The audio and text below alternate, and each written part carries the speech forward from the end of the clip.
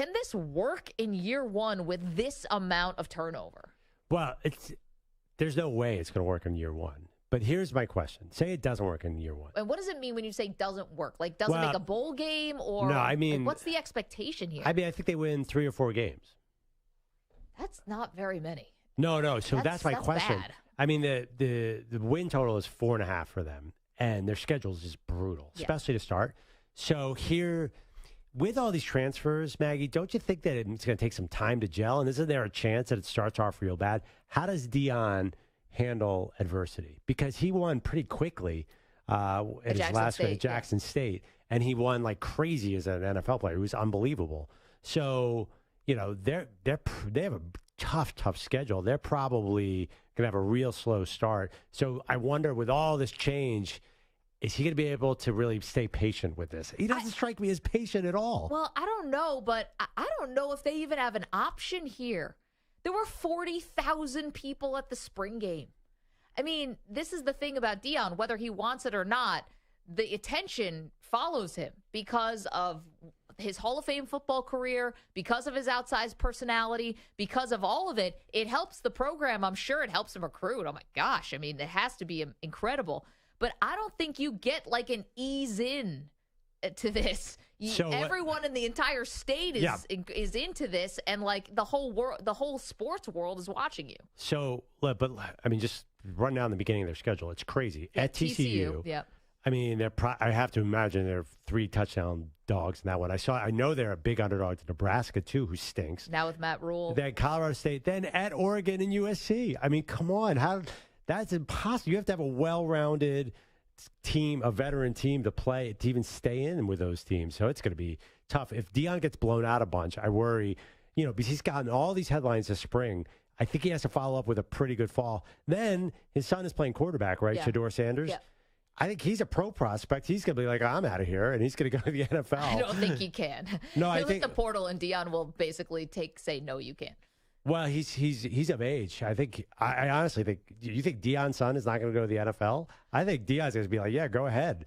No, but I thought you said hit the portal. Like no, hit the portal. No, I mean I'm saying draft eligible. My point was with Deion. If this year does not go well, he might lose his son to the NFL anyway. So then he's looking at a new quarterback and the situation. This might be really hard to make work. Really, really hard. I just wonder so considering all that, and you're right, the schedule is crazy. Then they're at Arizona State. They've got a new head coach. Stanford, at UCLA, Oregon State, Arizona, Washington State, Utah. I mean, some of those are a little easier. They can win some of those. Okay. But yeah, I listen, I don't think, again, they're not going to go 1-11. It's just the thing. The thing about it is, like, how much luster would that take away? Because part of it is like Deion sells Deion Sanders as a winner, as you said, because winning has been so synonymous with him. And if they get smacked around, is it going to take a little of the shine off? Now, he'll always be able to recruit, I think, because of who he is. But does it take a little bit of he hasn't left himself a lot of grace period here because he's come in and he's got really riled up the fan base, rightfully so. Yeah. That's the point.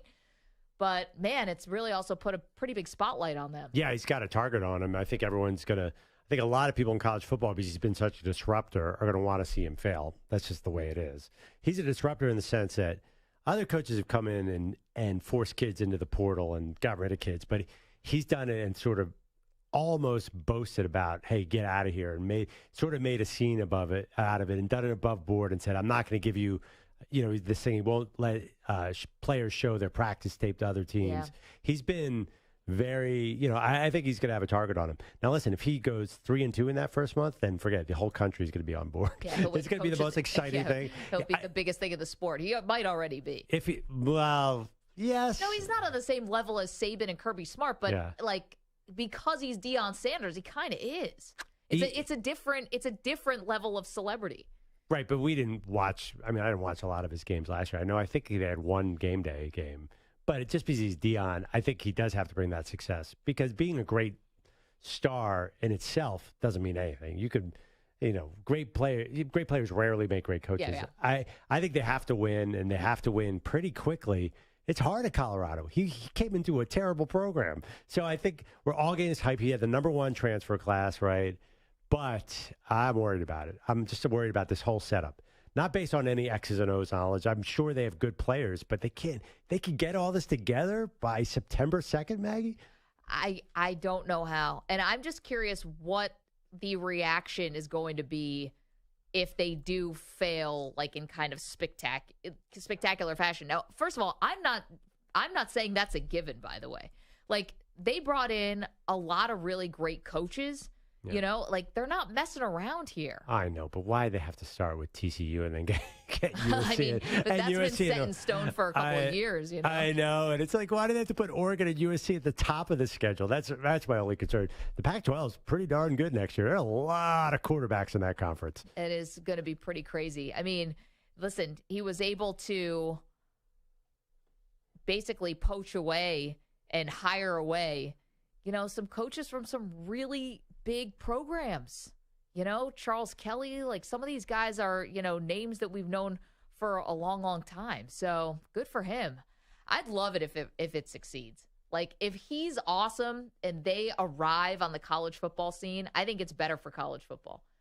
Listen, I think it's great if we finally start having, you know, something a little bit different. You know, everyone's so trying to be, a lot of guys are so trying to be Saban, you know, and everyone's just so Saban and Kirby Smart. Like, we were losing it last year in a good way when Saban and Jimbo Fisher got into it. It was like the greatest thing that happened in the history of a college football offseason. Yeah, I think college football is totally fine with or without. I think Deion he's so different. That's what makes him. Yeah, that's what I'm saying. I like with the characters. Yeah. As coaches. I mean, I think college football is so entrenched right now. It's like the NFL. It's a juggernaut that's doesn't need any individual person. It'd be a nice story. But then again, how nice does it have to be? Does he have to be a title-winning coach? All this promise he's got there, what's the level? Where does he have to get for this to sort of be a hit? I think at some point he's got to make a college football playoff, and it's going to go to 12 teams in a couple years, so you're going to have better shots. That'll help. I mean, next year, that's no way. No. That'd be crazy. That's just, you read the numbers in the beginning of the segment, Maggie. That's impossible to make that all come together. God, we know so many quarterbacks in the Pac-12 this year. It is going to be a brutal conference, which you haven't been able to say in a long time. So he's got to wait this out. He's got to wait for all these guys to go to the draft. Get all these five-star recruits in. That's what I'd love for Deion to be on here and say to Deion, hey, can you preach patience? Because yeah, I mean, can he? What if he told the fans? He hasn't, so it doesn't matter. Can he? He's basically talking like he's going to win a title this year. Yeah, he's not preaching patience at all. He's leaning into all of this. 855-212-4CBS, 855-212-4227. One of the biggest off-season storylines by far is what goes on at Colorado. I mean, there's other ones out there. If you want to talk about, you know, can Georgia pull off a three-peat? You know, what's the state of Alabama? But I think Deion is number one, far and away. Yeah, I have a early college football bet. Oh, yeah? Already? What do you got? Georgia quarterback Carson Beck. Yeah. Heisman? Heisman. Guarantee it. He's going to walk into this award because they are going to roll this year, and he's way better than Stetson Bennett is what everyone's saying. Wait, hold on. Of all the things to future bet, well, the Heisman gives you the Heisman is like what did you do the last 4 weeks of the season? Yeah, but they usually give crazy odds, and it's always someone out of nowhere. Right. I mean, Caleb Williams obviously wasn't out of nowhere, but I love the Heisman. Last year, I swore I was going to win it. I was so. Who'd you have? Clayton Tune, Houston quarterback, 4th round pick. Close. Actually, he had pretty good numbers, but they lost 2 games early, and that's your team next year. So you got to back them.